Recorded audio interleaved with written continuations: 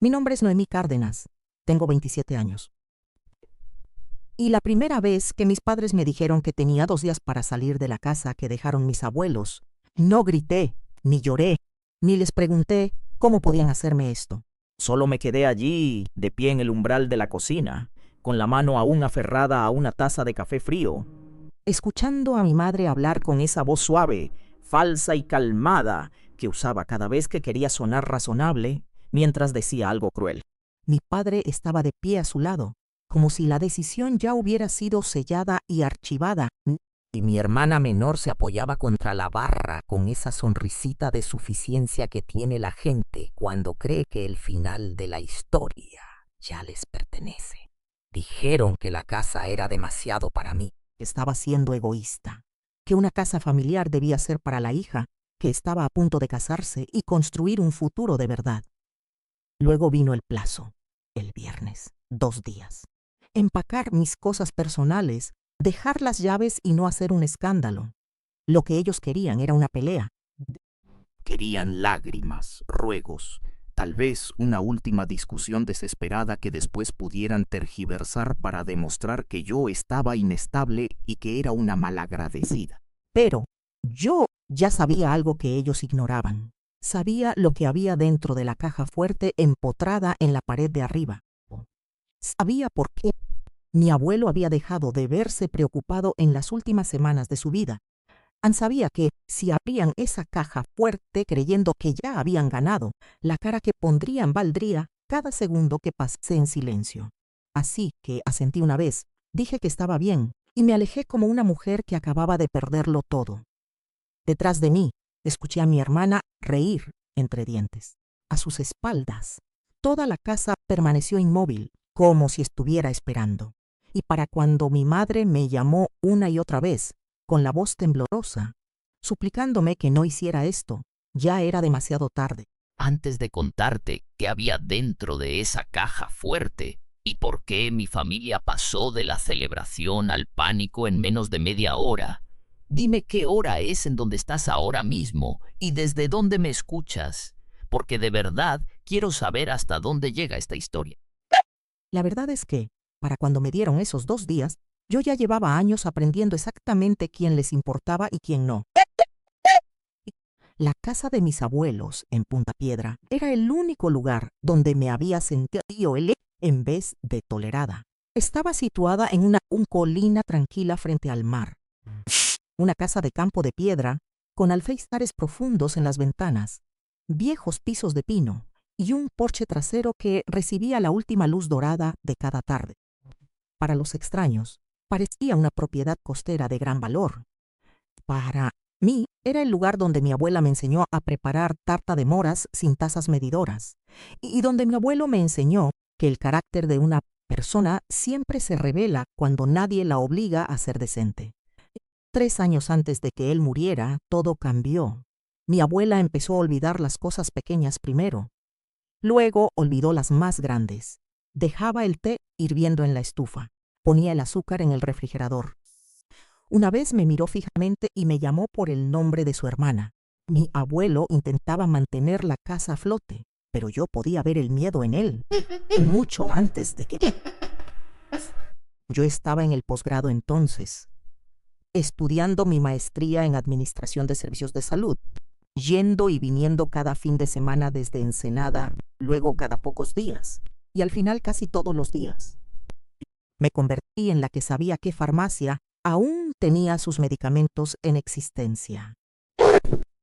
Me convertí en la que mantenía lleno el organizador de pastillas, llamaba a la enfermera a domicilio, pagaba los servicios por internet y pasaba largas tardes en silencio, Mientras la televisión encendida le hablaba a una habitación que ya no estaba segura del tiempo. Mis padres siempre tenían una excusa. Había un viaje de negocios, había una cena con un cliente, había una gala benéfica. Siempre había alguna emergencia en sus propias vidas que, de algún modo, superaba el lento colapso que ocurría en esta casa. Mi hermana menor, Camila, era peor, porque al menos mis padres sabían que estaban descuidando algo. Camila trataba todo el asunto como una molestia que le arruinaba el ánimo. Vino una vez con flores Se tomó 3 fotos junto a las hortensias, publicó una en internet con una frase sobre valorar a la familia y se fue antes de la cena porque tenía reservaciones con amigos en Todos Santos. Recuerdo estar frente al fregadero lavando los platos mientras ella se reía en el porche, hablando fuerte por teléfono sobre lo deprimente que olían las casas viejas.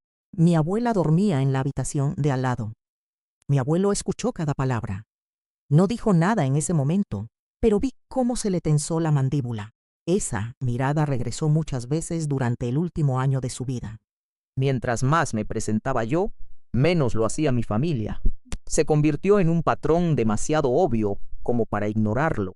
Mi madre llamaba para preguntar si ciertos documentos seguían en el estudio. Mi padre preguntaba si el impuesto predial había subido de nuevo. Camila caminaba por las habitaciones como si ya estuviera planeando dónde poner los muebles nuevos. Nadie me preguntó si estaba durmiendo.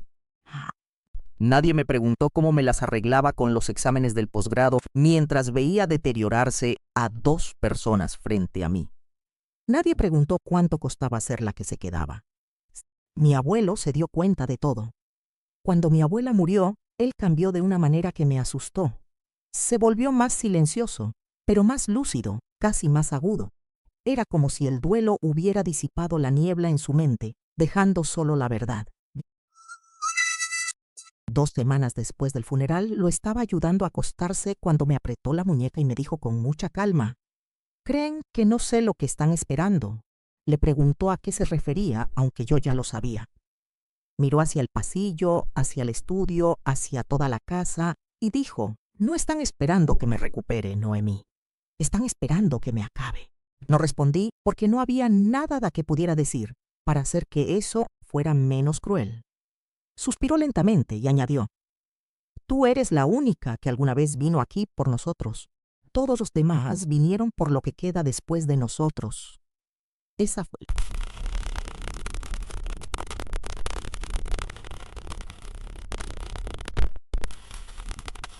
Sería sobre posesión, solo que aún no sabía qué tan lejos estaban dispuestos a llegar.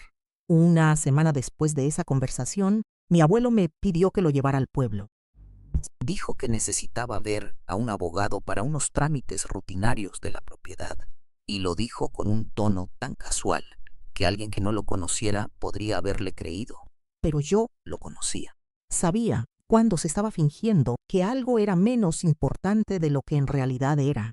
Condujimos hasta una oficina de ladrillo cerca de la marina, donde un abogado local de bienes raíces llamado Esteban Rueda había ejercido por más de 30 años. No era presuntuoso. No era el tipo de abogado del que mi padre presumiría conocer en el club de golf. Era silencioso, preciso e imposible de presionar. Mi abuelo confiaba en él, y eso era suficiente para mí. En la sala de espera, al principio, pero unos 20 minutos después, Esteban abrió la puerta y me pidió que pasara. Mi abuelo estaba sentado más erguido de lo que había estado en meses. Había un expediente sobre el escritorio, un sello notarial cerca y un bloc de notas amarillo cubierto con la letra pequeña y ornada de Esteban. Mi abuelo me miró y dijo: «Necesito que escuches con atención, porque ya me cansé de fingir que tus padres van a hacer lo correcto por su cuenta». Lo que me dijo esa tarde lo cambió todo. Años antes, él y mi abuela habían hecho un testamento que le dejaba la casa y el resto de los bienes a su hijo y a su nuera, bajo la suposición de que la familia se comportaría como familia. Esa suposición había desaparecido. En su lugar, Esteban había preparado una nueva estructura, un fideicomiso irrevocable. La casa sería transferida a este. El propósito no era hacerme rica. Eso le importaba mucho a él. Lo dijo más de una vez. «Esto no es una recompensa, Noemí. Esto es protección». El fideicomiso me nombraba como única fiduciaria y me otorgaba el derecho de vivir en la casa y preservarla. Y también hacía que fuera muy difícil para cualquiera presionarme para venderla, hipotecarla o regalarla. Esteban incluso explicó que si alguien intentaba más tarde impugnar el acuerdo, la estructura misma haría que cualquier sabotaje familiar impulsivo fuera mucho más difícil. Mi abuelo había pensado en esto con un detalle doloroso.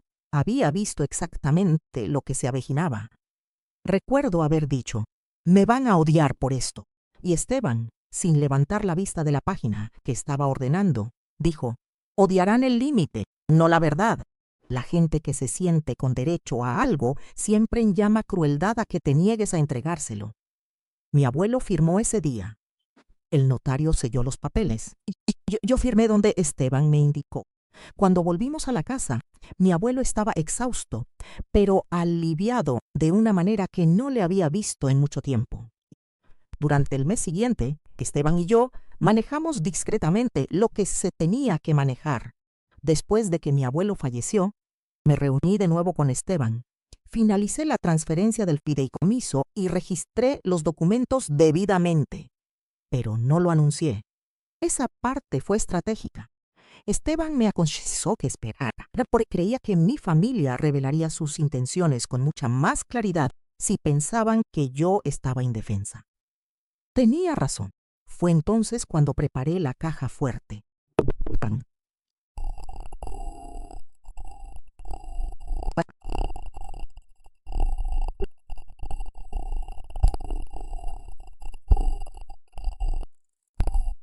Así que me aseguré de que, cuando finalmente la abrieran, encontraran exactamente lo que merecían encontrar. Dentro de la caja fuerte coloqué un sobresellado con la letra de mi abuelo en el frente. Incluí una copia notariada de los documentos del fideicomiso, una breve carta de Esteban que confirmaba la transferencia efectiva y una memoria USB con una grabación de audio que mi abuelo había hecho durante sus últimas semanas. Encima de todo eso coloqué una sola hoja de papel a la vista. Decía, si estás leyendo esto porque viniste buscando algo que llevarte, entonces ya sabes por qué quedaste fuera. Sabía que mi madre abriría el sobre con manos temblorosas. Sabía que mi padre se quedaría callado primero, que era como siempre reaccionaba cuando se daba cuenta de que perdía el control. Y sabía que Camila seguiría insistiendo en que debía de ser un error, porque la gente como mi hermana nunca cree que las consecuencias sean reales hasta que las tienen de frente. Así que, cuando se pararon en mi cocina y me dijeron que el viernes era mi fecha límite, no discutí porque el verdadero plazo no era el mío, era el de ellos. El viernes era el día en que su fantasía iba a chocar contra papeles, firmas y la única cosa que la gente codiciosa nunca respeta hasta que los destruye: las pruebas. Los 2 días entre su amenaza y el viernes fueron de los más extraños de mi vida, porque tenía que parecer una mujer que me preparaba para conservarlo. Empaqué suficientes cajas para que la actuación fuera creíble. Etiqueté algunas con libros, abrigos de invierno, cosas de cocina, aunque nunca tuve la intención de sacarlas de ahí. Las llevé a la habitación de invitados, donde cualquiera que asomara la cabeza por el umbral pensaría que me estaba rindiendo. Al mismo tiempo, respaldé cada correo electrónico, guardé cada mensaje de texto y le envié copias de todo a Esteban. Mi madre llamó el miércoles por la mañana con una voz empalagosa y me preguntó si ya había encontrado un lugar donde quedarme. Dijo que le preocupaba que estuviera sola. Luego, en el mismo suspiro, me recordó que no me llevara la plata antigua, porque eso era propiedad familiar. Mi padre llamó más tarde, fingiendo ser razonable. Dijo que prolongar las cosas solo nos avergonzaría a todos. Usó la palabra todos de la manera en que los hombres como él siempre lo hacen, como si preservar su propia comodidad fuera un servicio público. Camila me envió un mensaje de texto con la foto de una cocina blanca que le gustaba y escribió: esto se vería increíble una vez que la casa se sienta más moderna.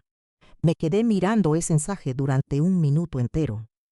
La casa donde mi abuela perdió la memoria y mi abuelo perdió a su esposa era, para mi hermana, una foto de antes para remodelar. El jueves por la noche, mi madre cambió de táctica.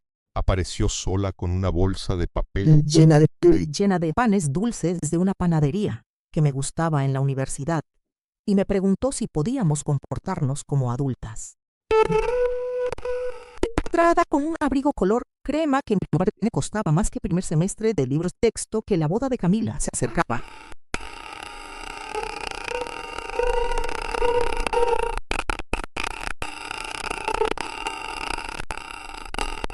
Que mi padre se había estado complicando las cosas más de lo necesario. La dejé hablar. Dejé que intentara el chantaje emocional, la nostalgia, la suavidad y el martirio. Luego le dije que estaba cansada y cerré la puerta. Para el viernes por la tarde, la casa se sentía como si estuviera conteniendo el aliento. El cielo estaba plano y frío, ese gris del océano que hace que el agua parezca metal. Llegaron justo antes de las 5, exactamente a la hora que habían dicho que vendrían. Con el porte de un hombre que esperaba que la escena saliera a su manera, porque las cosas usualmente salían como él quería. Mi madre lo siguió, mostrándose ya ofendida por mi silencio. Camila llegó al final, con un labial brillante y una actitud de total confianza, usando unas botas altas que probablemente no debió haber llevado sobre la grava. Miró alrededor del vestíbulo y dijo: ¿Es todo lo que empacaste? Sin siquiera intentar ocultar el insulto en su voz, no dije nada. Mi padre me pidió la llave de la caja fuerte. Le dije que estaba donde siempre había estado, en el cajón superior del escritorio del estudio. Quería estar allí cuando la abrieran, pero me mantuve lo suficientemente atrás como para que pareciera que ya no me quedaban fuerzas para pelear. Eso era importante. Los quería cómodos, los quería descuidados. El estudio olía ligeramente a cedro y papel viejo. Mi padre se dirigió directamente a la caja fuerte. Mi madre se paró cerca de la ventana con los brazos fuertemente cruzados. Esa se asomó. Camila se asoció de su hombro de la misma manera en que solía asomarse sobre las vitrinas de las pastelerías cuando decidía qué postre llevarse sin pagar por él. La puerta se abrió con un clic.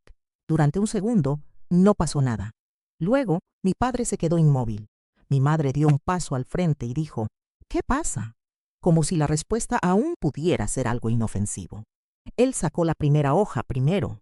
Vi cómo sus ojos recorrían la frase. Luego vi cómo el color desaparecía por completo de su rostro. Mi madre le arrebató los papeles. Leyó rápido, luego más despacio, y luego una vez más, como si las palabras pudieran reordenarse si se negaba a aceptarlas a la primera. Camila agarró la memoria USB y preguntó qué era eso. Su voz se había vuelto delgada. Mi padre abrió el sobre de la carta de mi abuelo y la leyó en completo silencio. Ese fue el momento en que supe que lo habían entendido, no emocionalmente, no moralmente, sino legalmente. La habitación cambió, todo en ella cambió, la confianza desapareció, la actuación terminó. Mi madre se volvió hacia mí con una mirada que nunca antes le había visto. No porque nunca la hubiera sentido, sino porque nunca había tenido la necesidad de mostrármela. Miedo, miedo real. Noemí dijo, y esta vez no había ninguna suavidad en su voz: ¿Qué hiciste? La miré y le dije: seguí las instrucciones. Camila empezó a decir que debía de ser un error, que el abuelo nunca le haría esto a la familia, que esto era una manipulación, que alguien lo había engañado. Y mientras ella hablaba, mi padre leyendo, analizando cada página, como un hombre que busca la única frase que pueda salvarlo. No había ninguna. Se fueron 10 minutos después, sin fingir nada más. A mi madre se le olvidó su bolso en la silla del estudio y tuvo que regresar por él. Mi padre no me miró al salir. Camila sí lo hizo. Ansí el odio tuviera temperatura, la habitación se habría agrietado por el frío. Luego comenzaron las llamadas telefónicas. Mi madre llamó 6 veces en 10 minutos, luego 8 veces más. Luego dejó un mensaje de voz tan agitado que parecía que hubiera subido las escaleras corriendo. Noemí, por favor, no registres nada más. Por favor, llámame antes de hablar con el abogado. Tenemos que discutir esto como familia. Luego otro mensaje de voz, más frío esta vez. No entiendes lo que estás haciendo. Luego otro, temblando de nuevo. Por favor, no hagas esto. No respondí a ninguno. Guardé cada mensaje. Me senté a la mesa de la cocina y escuché cómo su pánico se acumulaba en mi bandeja de entrada, llamada tras llamada. Para el sábado por la mañana, la guerra se había trasladado fuera de la casa y hacia el pueblo, que era exactamente donde a mi madre siempre le gustaba pelear. Punta Piedra era el tipo de lugar donde la cajera del supermercado sabía quién acababa de operarse, quién estaba bebiendo demasiado y quién había dejado secar los arbustos de su entrada. Los chismes viajaban rápido, pero también la compasión si sabías presentarla correctamente. Mi madre siempre había sido buena en eso. La crueldad en preocupación con tanta suavidad que la gente termina agradeciendo que... Para el mediodía, dos personas me habían enviado mensajes preguntándome si de verdad estaba intentando quedarme con todo para mí sola. Una mujer de la iglesia, alguien que no había visitado a mis abuelos ni una sola vez mientras estuvieron vivos, escribió que mi madre estaba destrozada y que solo quería paz. Casi me río cuando leí eso. Mi madre no quería paz. Quería acceso. Quería la casa, la historia y el derecho de llamarse a sí misma la víctima después de haber intentado echarme de mi propio hogar. Esteban me había advertido que esto pasaría. Me dijo que en las disputas de propiedad la gente no solo pelea por los bienes, pelean por la narrativa. Quien parezca más compasivo a menudo obtiene ventaja, incluso cuando los papeles son sólidos. Así que, en lugar de responder emocionalmente, armé un expediente. Guardé cada mensaje de voz, imprimí cada texto, exporté cada correo electrónico que Camila me había enviado durante el último mes. Uno de ellos fue especialmente útil porque se le olvidó ser cuidadosa. y me reenvió una conversación con una planeadora de bodas, preguntándole si el final del verano sería un mejor momento para organizar una cena de compromiso en la casa antes de ponerla en venta la primavera siguiente. Ponerla en venta. Ahí estaba. No preservarla, no vivir en ella, no honrar a la familia, venderla. Esteban casi sonrió cuando le mostré ese correo, lo que para él equivalía a una carcajada. También me ayudó a reunir registros que nunca pensé que necesitaría para demostrar algo que debería haber sido obvio. Copias de las entregas de la farmacia que yo había firmado, recibos de las compras del supermercado, facturas de las reparaciones que yo organicé, notas en el calendario, cargos de gasolina de los largos viajes de ida y vuelta mientras estaba en el posgrado. Incluso la enfermera a domicilio escribió una declaración diciendo que yo era el único Miembro de la familia que coordinó constantemente los cuidados durante el deterioro de mis abuelos. Mientras tanto, mis padres seguían cometiendo errores. Mi padre me envió un mensaje que decía: ya dejaste claro tu punto. Firma la administración compartida y todos podremos salir de esto con dignidad.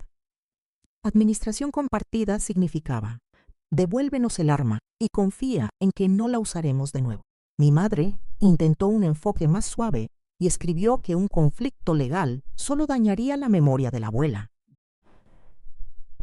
Me quedé mirando esa frase durante mucho tiempo, porque la gente como ella siempre arrastra a los muertos a las discusiones, A las que nunca se molestaron en asistir, mientras esas personas estaban vivas. El mayor regalo llegó el domingo por la noche. Camila, furiosa y descuidada, me envió por error un mensaje que era para mi madre. Decía: si no coopera, dile a papá que presione con lo de la deuda. Se va a doblar si piensa que todos van a saber por qué necesitamos la venta. Lo borró unos segundos después, pero no antes de que yo le tomara una captura de pantalla. Lo de la deuda. Esa fue la primera vez que supe con certeza que la situación financiera de mi padre era peor de lo que admitían públicamente. Esteban investigó un poco más a fondo, legal y cuidadosamente. Y para el lunes ya tenía suficiente para confirmar lo que sospechábamos. El negocio de mi padre estaba quebrando. Una línea de crédito bancaria se había cerrado. Las deudas personales estaban presionando. No había querido la casa porque representara una tradición, la quería porque representaba un salvavidas. 11 que entendí eso, todo encajó. La falsa urgencia, el plazo de 2 días, la presión. la repentina insistencia en que Camila necesitaba la casa para su futuro. Nunca se trató de su futuro. Ella era solo la historia bonita con la que esperaban que el robo pareciera sentimental. La situación se puso más fea antes de mejorar. Mi madre presentó una demanda civil impugnando el fideicomiso. El argumento era predecible. Alegaron que mi abuelo había estado demasiado débil para entender lo que firmaba y que yo lo había manipulado mientras actuaba como su cuidadora. Fue repugnante, pero no sorprendente. Cuando la gente no puede vencer tus documentos, ataca tu carácter. Esteban presentó nuestra respuesta el mismo día y me dijo que me preparara para una audiencia. También me dijo algo que se me quedó grabado. Dijo: la verdad importa en el tribunal, Noemí, pero la compostura importa casi tanto como ella. Te quieren ver alterada, quieren que parezcas inestable. No les prestes tu rostro para su historia. Así que hice exactamente lo que me dijo. Dejé de reaccionar. Dormí mal, pero me presenté preparada. Usé un desastre azul marino. Organicé nuestra carpeta. Llevé la grabación de audio de mi abuelo, la declaración de la enfermera, las bitácoras de cuidado, las facturas de reparación, el correo sobre la venta de la casa y la captura de pantalla sobre la deuda. Para cuando llegó la fecha de la audiencia, ya no tenía miedo de perder la casa. Tenía miedo de escuchar con qué facilidad la gente que me había criado podía pararse en público y mentir sobre mí con la cara seria. Esteban me dijo que los dejara. Dijo que a veces la forma más rápida de destruir una historia falsa es darle suficiente espacio para que revele lo poco natural que suena. También tenía razón en eso. La audiencia se llevó a cabo un jueves por la mañana en un tribunal del condado que olía ligeramente a papel, café y cera para pisos. No fue dramática de la manera en que las películas hacen que los tribunales lo sean. Nadie gritó al principio. Nadie golpeó las mesas. El peligro en esa sala provenía de lo calmados que todos intentaban parecer mientras se preparaban para destrozarse unos a otros con las palabras. Mis padres se sentaron en la mesa de los demandantes con Camila en medio de ellos, vestida de azul claro, como si la inocencia tuviera un color. Mi madre se secó los ojos antes de que comenzara cualquier cosa, lo que me indicó que tenía la intención de actuar su dolor antes de que los hechos tuvieran la oportunidad de hablar. Mi padre se veía tenso, cansado y furioso bajo la superficie. La jueza era una mujer de unos 60 años, con el tipo de rostro que me decía que no tenía paciencia para la manipulación disfrazada de preocupación. Eso ayudó.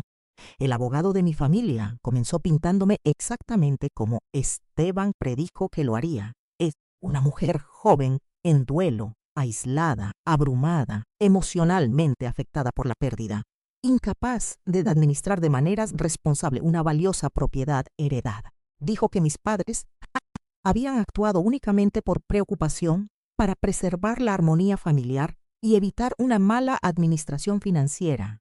Armonía familiar. Casi miro hacia la carpeta en mi regazo solo para evitar sonreír ante lo absurdo que sonaba eso después de la semana por la que me habían hecho pasar. Esteban se puso de pie cuando fue su turno y no perdió ni un segundo en dramatismos. Comenzó con las fechas. Él siempre empezaba con las fechas. Al tribunal, a través de la formación del fideicomiso, la ejecución, la notarización. Luego expuso el historial de cuidados de mis abuelos y quién había estado realmente presente durante esos años. Presentó la declaración de la enfermera. Entregó las bitácoras de gastos. Mostró copias de mis registros de viaje y las facturas a mi nombre por el mantenimiento y las necesidades del hogar. No dijo que yo los quería más. Hizo algo mejor. Demostró que yo había hecho más. Luego solicitó que se admitiera la grabación de audio. El abogado de mi madre se opuso. La jueza escuchó los argumentos, miró la transcripción que Esteban había preparado y la admitió con consideración limitada. Cuando la voz de mi abuelo resonó a través de las bocinas del tribunal, delgada pero inconfundiblemente clara, algo dentro se estabilizó. Dijo que no estaba confundido. Dijo que estaba protegiendo la sasa de la gente que solo la veía como dinero. Dijo que elegía a la nieta que había estado allí. Mi madre miró fijamente al frente. Camila dejó de fingir que tomaba notas. Mi padre se acomodó una vez en su asiento y luego se quedó completamente inmóvil. Si la audiencia hubiera terminado ahí, creo que ya habríamos ganado. Pero Esteban no había terminado. Presentó el correo de Camila sobre organizar una cena de compromiso antes de poner la propiedad en venta. Su abogado intentó llamarlo una lluvia de ideas informal. Esteban respondió con el mensaje de texto donde ella se quejaba de que yo estaba retrasando el calendario de remodelación. Luego vino el mensaje sobre presionar con lo de la deuda. Esteban no lo reveló todo a la vez. Lo fue acumulando en capas. Esa fue su genialidad. Primero la codicia, luego la planificación y después el motivo. Finalmente, pasó a las finanzas de mi padre. No necesitaba exponer cada detalle privado. Solo necesitaba lo suficiente para mostrar por qué existía esa urgencia. Había deudas, había presión, había una razón por la cual la familia quería el control rápido de un activo de alto valor. El abogado de mi padre se opuso de nuevo, pero la jueza permitió una línea de interrogatorio limitada sobre el motivo. Fue entonces cuando todo se quebró. Esteban le preguntó a mi padre si me había dicho en múltiples ocasiones que la familia debía manejar esto en privado para evitar vergüenzas. Mi padre dijo que sí.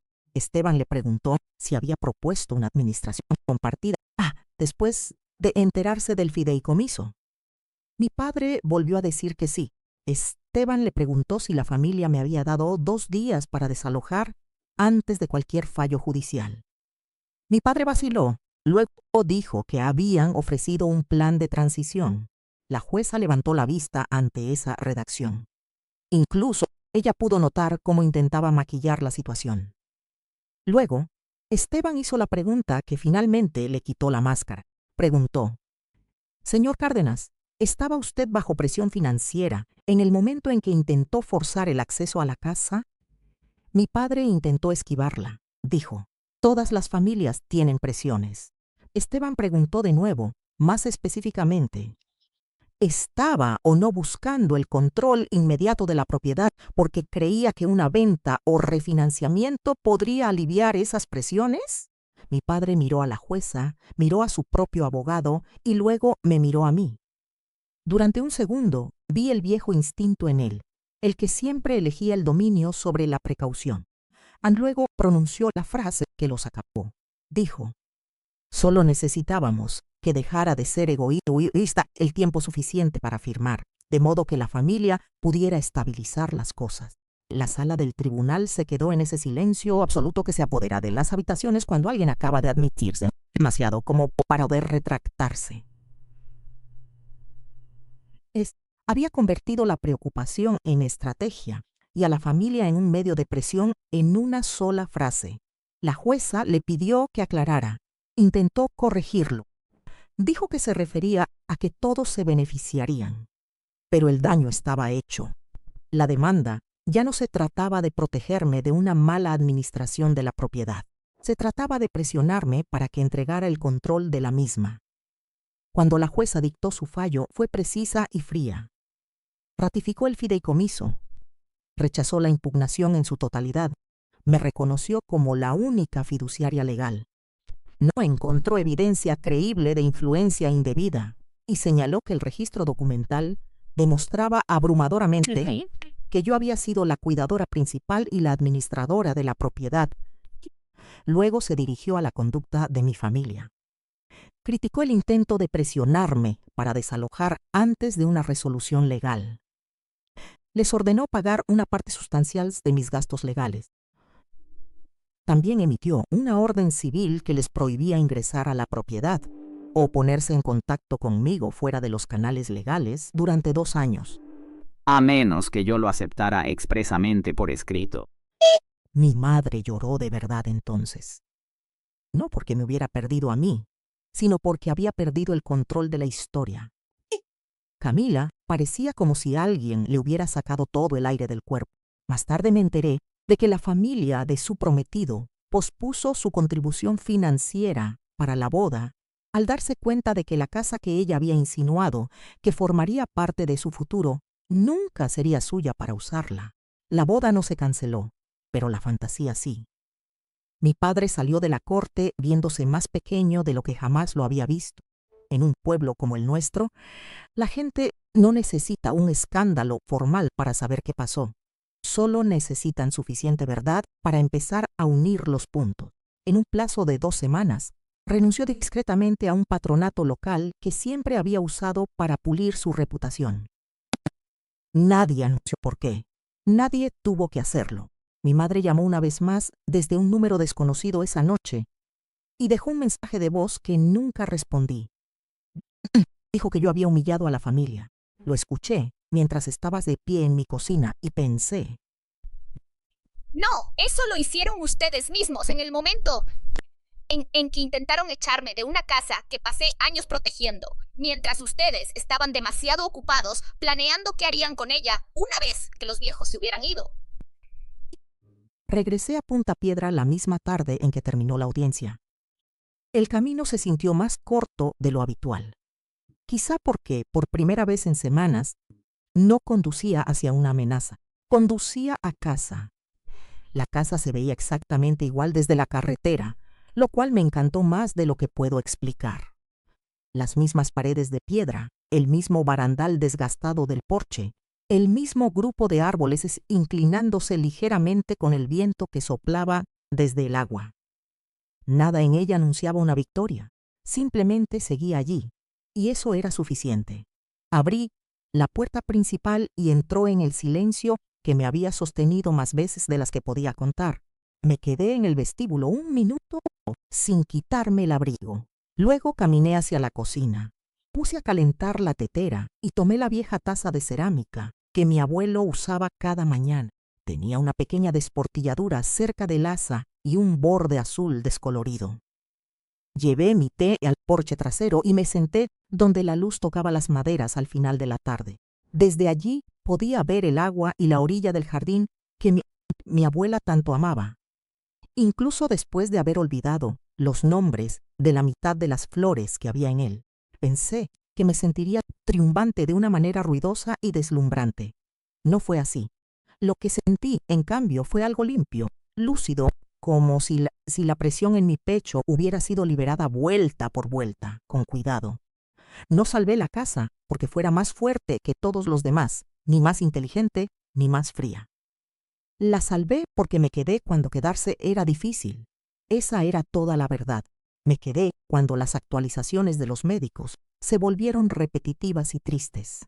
Me quedé cuando había que pagar las cuentas, traer las compras y las noches se sentían demasiado largas. Me quedé cuando no había nada glamoroso en ello, nada lucrativo y ningún público que me aplaudiera. Al final, eso importó más que el encanto, más que el derecho de cuna, más que la sangre. Esa es la lección a la que siempre regreso. La sangre puede emparentar a las personas, pero no las hace automáticamente amorosas, seguras o dignas de confianza. La verdadera familia no se define por quien exige acceso cuando algo se vuelve valioso. La verdadera buena familia se define por quien permanece presente cuando la vida se vuelve difícil, incómoda y poco fotogénica. Hay algo más que esta historia me enseñó, y creo que es importante para cualquiera que me escuche y que alguna vez haya sido manipulado con la palabra familia. El amor sin límites puede ser explotado. La amabilidad sin documentos puede ser reescrita. Y la lealtad sin amor propio puede convertirse en una jaula. Protegerte no te hace cruel. Un registro de las cosas no te hace calcular. Negarte a entregar lo que construiste, preservaste o cuidaste no te hace egoísta. A veces, lo más responsable que una persona puede hacer es poner la compasión y las pruebas en la misma mano. Eso no es amargura, eso es sabiduría. Miré hacia el agua. Bisognava lento a mi té. Di un sorbo lento a mi té y pensé en lo mucho que solía desear que mis padres se convirtieran en las personas que yo esperaba que fueran debajo de todo el control y las apariencias. But la paz llegó cuando dejé de esperar esa versión de ellos y comencé a creer en la versión que ya me habían mostrado.